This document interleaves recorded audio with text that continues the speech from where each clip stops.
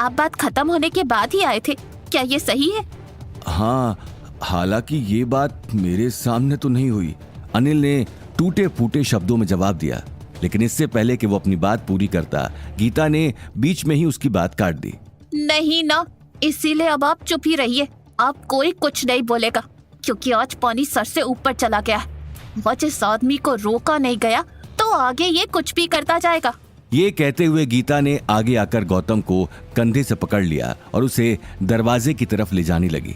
चलो अभी के अभी मेरे साथ अग्रवाल हाउस जाओ और नील से माफी मांगो। गौतम गीता के गुस्से के आगे कुछ कह नहीं पाया, लेकिन ये बात अवनी अपने पेट में पचा नहीं पाई और तुरंत गीता के सामने आकर खड़ी हो गई। मॉम, अब ये बहुत ज्यादा हो रहा है। गौतम ना अग्रवाल हाउस जाएगा और ना ही नील से माफी मांगेगा। माफी तो आज इसे मांगनी पड़ेगी, चाहे कुछ भी हो जाए। आज मैं चुप रहकर और हाथ पे हाथ रखकर नहीं बैठने वाली हूँ। इसलिए अवनी मेरे रास्ते से हट जा और मुझे अपना काम करने दे। ये बात कहते हुए गीता ने अवनी को एक तरफ कर दिया और गौतम को जबरदस्ती दरवाजे की तरफ ले जाने लगी। गौतम के साथ अवनी और अनिल भी गीता का ये रूप देखकर घबरा चुके थे, क्योंकि किसी ने आज तक गीता को इतने गुस्से में नहीं देखा था। लेकिन इससे पहले कि वो बाहर जाने के लिए दरवाजा खोलती, दरवाजे की घंटी बज गई। घंटी की आवाज सुनते ही गीता घूर कर गौतम को देखने लगी। इस वक्त कौन आ सकता है? गीता अगले ही पल एक तरफ हो गई और मौका देखते ही अवनी दरवाजा खोलने के लिए आ गई। लेकिन दरवाजा खोलते ही अवनी चौंक जाती है। उसे अपने सामने 7-8 हट्टे कट्टे ब्लैक सूट पहने हुए आदमी दिखाई दिए और उनके पीछे बहुत सारी बड़ी बड़ी काली गाड़ियां दिखाई दी। रात के लगभग 9:30 बज चुके थे और इस वक्त इतने सारे लोगों का आना अवनी को थोड़ा गड़बड़ लग रहा था।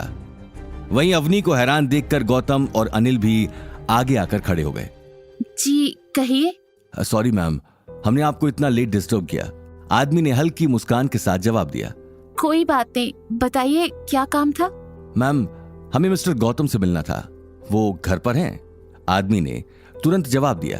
लेकिन इससे पहले कि अवनी उसकी बात का कुछ जवाब देती, गीता हड़बड़ाहट में दरवाजे के सामने आकर खड़ी हो गई। हाँ हाँ, ये रहा गौतम, आप प्लीज इसे ले जाइए और इसके साथ जो करना है वो करो, लेकिन प्लीज इसे यहाँ से ले जाओ। इसी ने सब कुछ किया है, सब इसकी गलती है। हम ना इस आदमी को जानते हैं और ना ही हमारे साथ इसका कोई रिश्ता नाता है। ये बात कहते हुए गीता ने गुस्से में गौतम की तरफ इशारा कर दिया। लेकिन गौतम के बारे में ये बातें सुनते ही अवनी ने गीता को पीछे खींच लिया। मॉम, ये आप क्या नाप शराब बोले जा रही है? कुछ तो सोच समझ कर बोलिए। सोच समझ कर ही बोल रही हूँ।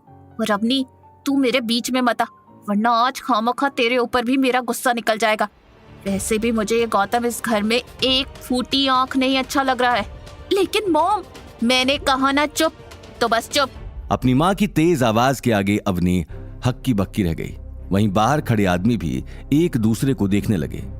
कुछ देर के लिए एक अजीब तरह का सन्नाटा छा गया। अरे आप खड़े क्यों हैं? प्लीज इस आदमी को लेकर जाइए, ये सब तो यहाँ चलता रहता है। गीता ये कहते हुए पीछे हट गई। गौतम उन आदमियों के ठीक सामने खड़ा था, लेकिन सभी आदमी एक दूसरे की शक्ल देख रहे थे। वहीं अवनी ने दुखी मन से सिर झुका लिया और एक कोने में जाकर खड़ी हो गई। लेकिन इन सब में गौतम को मन ही मन एक अलग ही तरह का डर सता रहा था, जो एक टक उन सभी आदमियों को देख रहा था।